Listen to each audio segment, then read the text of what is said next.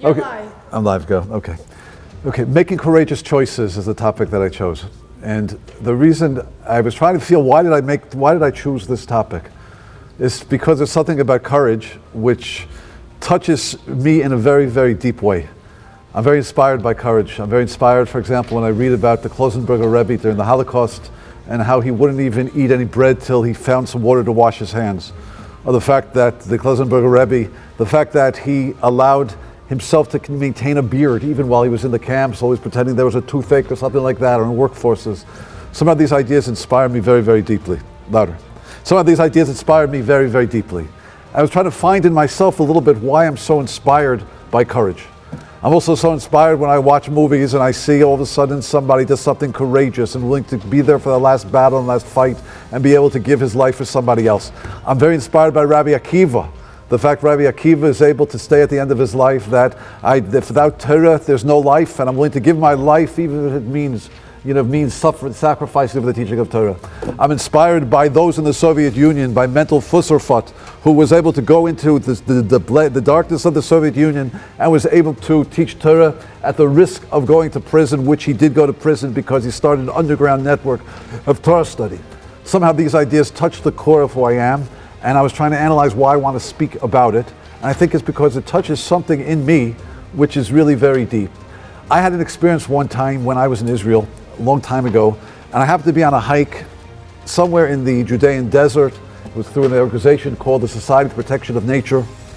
And I remember we were on a hike into the desert, and while we were on that hike, we reached a certain point where we had been hiking now for about 4 or 5 hours, and we stopped for a water break. And everyone in the group turned to the leader of this group and said, "We don't have any water left." And we were told, the person said, "Why don't you have any water? Didn't you read the fine print? This was for Metivei Lechet. Metivei Lechet means serious hikers. You're supposed to bring enough water for the whole experience." Because we didn't see that. We thought there'd be water somewhere along the way. We ran out of water. We had a group of about 35 people. We had no water in the hot sun in the Judean desert. And I remember we sat under a certain shady, rocky area where we'd be protected from the sun. And the madrich, one of the madrichim, one of the leaders of the group, ran ahead a couple hours in order to bring back the army with jerry cans of water. And during those couple hours, we had to sit and we had to wait. This is 1985, I believe. There were no cell phones yet. We didn't have walkie-talkies. So we were really stuck. I remember there was one canteen of water between the 30 of us, 35 of us. Like a bit of maybe a half a gallon, something like that. The rule was that the water would be passed around. When the water came to you, you were allowed to take one gulp and pass it. I remember watching as the water went to different people, and they drank and they passed, they drank and they passed. As the water reached one individual, the thirst that overwhelmed the body, it caused him to be in a place where he couldn't actually bring the water away from his lips. Once the water touched his lips, he couldn't pull it away because the body was being renourished once again. And they had to grab the water from him, and they had to pull it away. And my turn was coming up, and I was concerned what was going to happen to me. How would I respond to that? Would I have the strength? Would I have the ability to say my body is not going to be pleased, but I have to do what's best for the group? And I remember the water came to me, and I took one big swig of water like that I was allowed to, and I passed it. And I remember thinking about that at the end of the day, and I understood something. I said my body was in pain, my mind was hurting, the sunstroke was affecting the way I had a headache for the next 2 days. But I remember, how did I feel at that moment? I remember feeling so proud of myself. I had done something which was so real and so good and so right. I had risked, so to speak, my own satisfaction for someone else, for the rest of the group.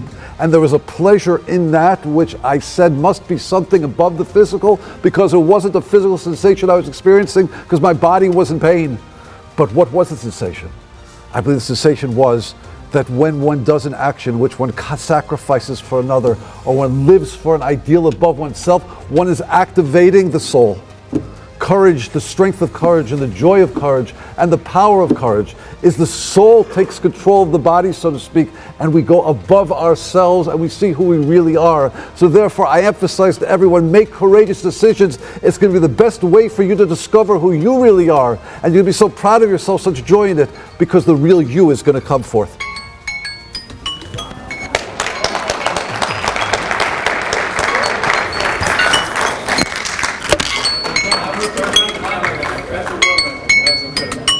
Fantastic. Okay. Beautiful. All right, thank you so much, Rabbi Kraft.